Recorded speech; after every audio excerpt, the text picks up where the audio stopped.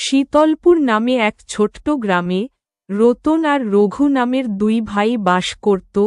তারা রোজ সকালে জঙ্গলে কাঠ কাটতে যেত, জঙ্গলের কাঠ বাজারে বিক্রি করে তারা তাদের সংসার চালাত।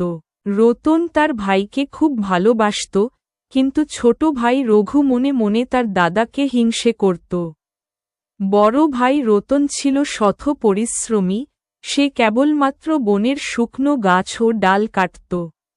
অন্যদিকে ছোট ভাই রঘু ছিল স্বার্থপর ও লোভী মানুষ, তাই সে বেশি অর্থ পাওয়ার লোভে বনের সব গাছ কেটে ফেলত।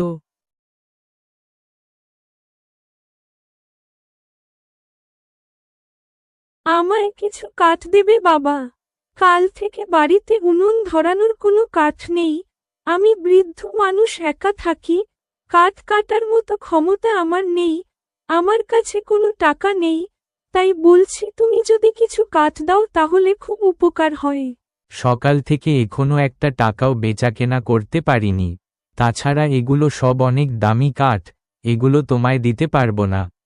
আশেপাশে অনেক গাছ আছে, সেখানে যাও, গিয়ে দেখো কোনো কাঠ পাও কিনা। এখানে বিরক্ত করো না। সকাল থেকে একটা দানাও পেতে পড়েনি, আমি না হয় ভিক্ষে করে তোমার সব টাকা একটু একটু করে শোধ করে দেব। এই বৃদ্ধ মানুষটার উপর একটু দয়া করলে ভগবান তোমার মঙ্গল করবে। আগে টাকা নিয়ে এসো, তারপর কাঠ পাবে। তোমাদের মতলব আমি বুঝি না ভেবেছ? আগে কাঠ নেবে আর পরে বলবে আমি গরিব মানুষ, এত টাকা কোথায় পাব? ধার বাকির কাজ আমি করি না, এবার যাও আর জ্বালিও না।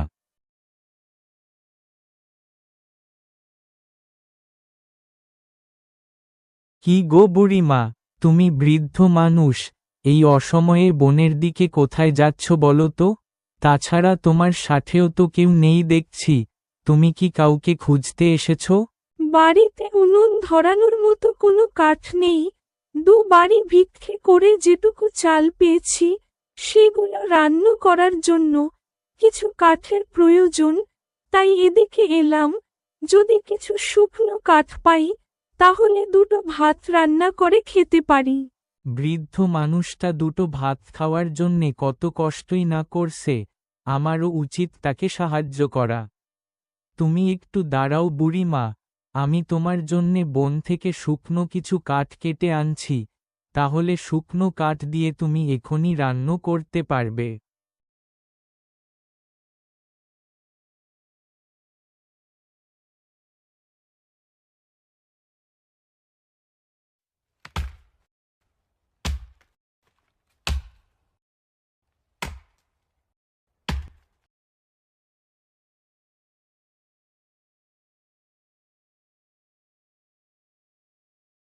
এই নাও বুড়িমা, তোমার জন্য সব শুকনো কাঠ এনেছি, এগুলো দিয়ে তুমি বেশ কিছুদিন উনুন ধরাতে পারবে। এবার যাই, আমাকেও কিছু কাঠ বাজারে বিক্রি করতে হবে। তুমি খুব ভালো মানুষ, আজ তোমার জন্য আমি দুটো রান্না করে খেতে পারবো। তোমার এই উপকার আমি কখনো ভুলবো না। আমি তোমায় আশীর্বাদ করি, ভগবান যেন তোমাকে সব সময় সুখী রাখে। অন্যদিকে রঘুর অনেকগুলো কাঠ বিক্রি হয়ে গেল। রতনকে দেখে রঘু বলল, কি গো দাদা, তুমি এতক্ষণ কোথায় ছিলে?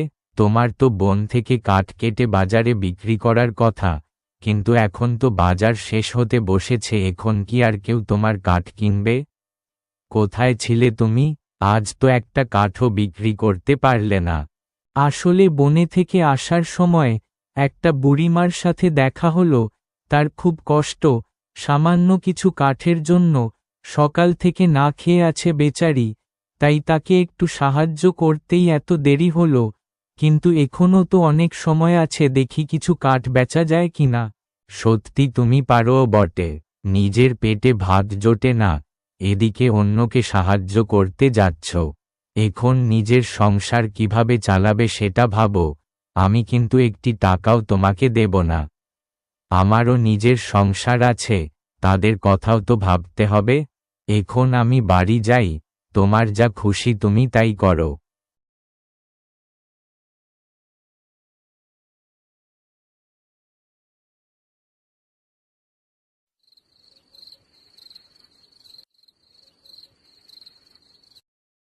কি গো, বাজার কোথায়?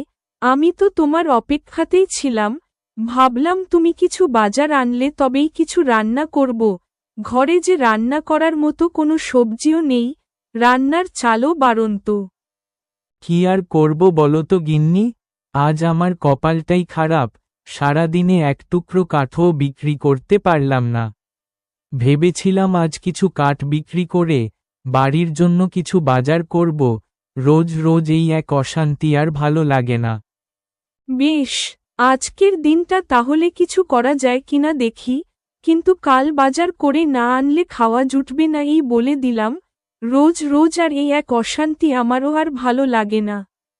তুমি কোনো চিন্তা করো না গিন্নি, কাল দেখবে একটা ব্যবস্থা ঠিক করে ফেলব। কাল সকালবেলা কাঠ কেটে সেই কাঠ বাজারে বিক্রি করে তবেই বাড়ি ফিরব, শুধু আজকের দিনটা একটু কষ্ট করে কিছু একটা রান্না করলেই হবে।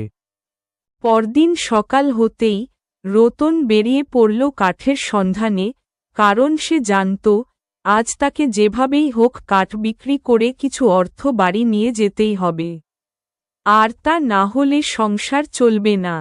কিন্তু বনে গিয়ে রতন দেখল সেখানে একটি শুকনো গাছ নেই, সব গাছ কেউ কেটে ফেলেছে। কি, এখানে তো একটা শুকনো গাছও নেই, কিন্তু কাল তো আমি দুটো শুকনো গাছ দেখে গিয়েছিলাম, বোধহয় কেউ কেটে নিয়েছে। কিন্তু এখন কি করব, এই বনের মধ্যে শুকনো গাছ খুঁজতে অনেক সময় লেগে যাবে। কিন্তু তা ছাড়াও আর কোনো উপায় নেই, যাই সময় নষ্ট না করে সেটাই করি। এই তো একটা বেশ ভালো গুকনো গাছ পেয়েছি, এটা কেটে বাজারে বিক্রি করতে পারলেই আর কোনো চিন্তা নেই। যাই এবার তাড়াতাড়ি গাছ কেটে ফেলার ব্যবস্থা করি।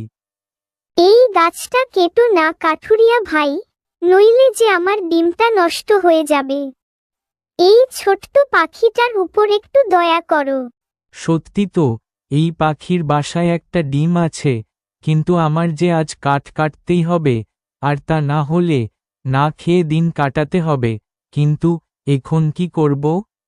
আশেপাশের জঙ্গলেও একটা শুকনো গাছও নেই। তুমি কোনো চিন্তা করো না কাঠুরিয়া ভাই, আমি তোমায় সাহায্য করব, তোমার আর কোনো অভাব থাকবে না।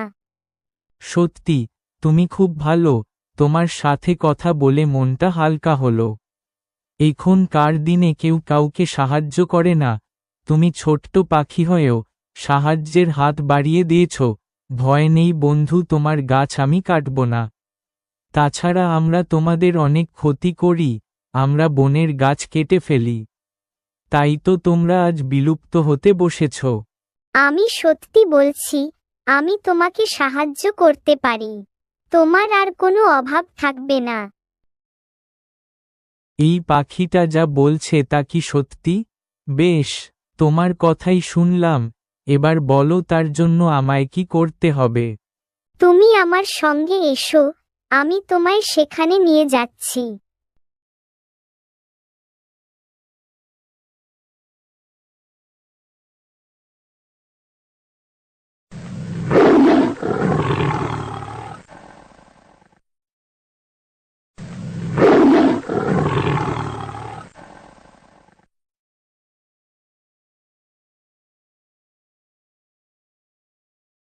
অনেকদিন আগে এই গুহায় দুজন ডাকাত থাকত। তারা মানুষের কাছ থেকে সোনা দানা গয়না সব লুট করে এই গুহায় রাখত। কিন্তু একদিন এই বাঘ ওই ডাকাত দুজনকেই খেয়ে ফেলে, আর সেই থেকেই ওই গুহায় সোনা দানা সেভাবেই পড়ে আছে। এবার তুমি যাও, আর যত তাড়াতাড়ি পারো ওগুলো নিয়ে ফিরে এসো, নইলে বাঘটা যে কোনো সময় ফিরে আসবে। গুহার ভেতরে গিয়ে রতন দেখল সেখানে অনেকগুলো সোনার হাড়ি, আর সেই হাড়ির মধ্যে আছে অনেক সোনার মোহর। এসব দেখে রতন অবাক হয়ে গেল, এর আগে সে কখনো এত মোহর একসাথে দেখেনি। সেখান থেকে রতন দুটো হাড়ি নিয়ে গুহার বাইরে আসে।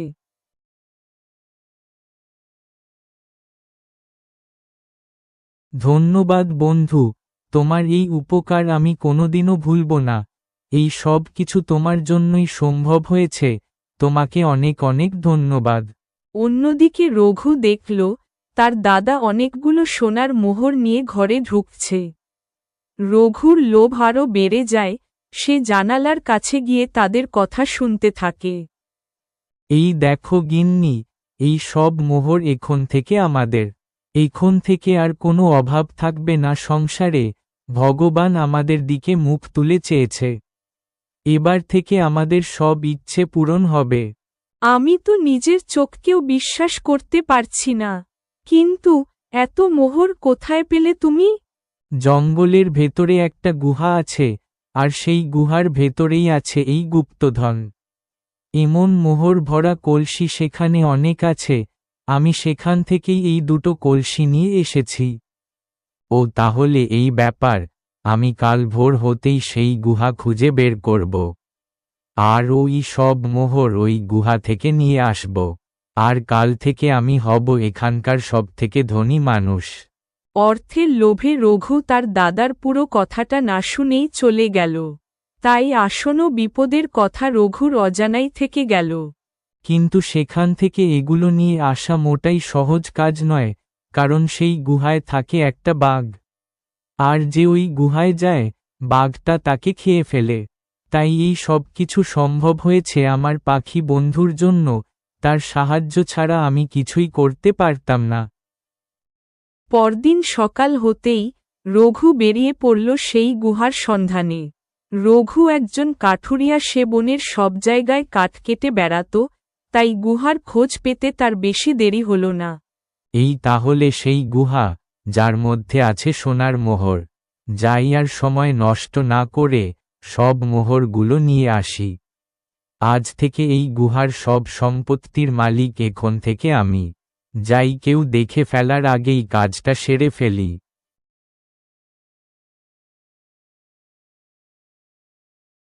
গুহার ভেতর গিয়ে রঘু দেখল একটা বড় বাঘ সেই গুহার মধ্যে আছে।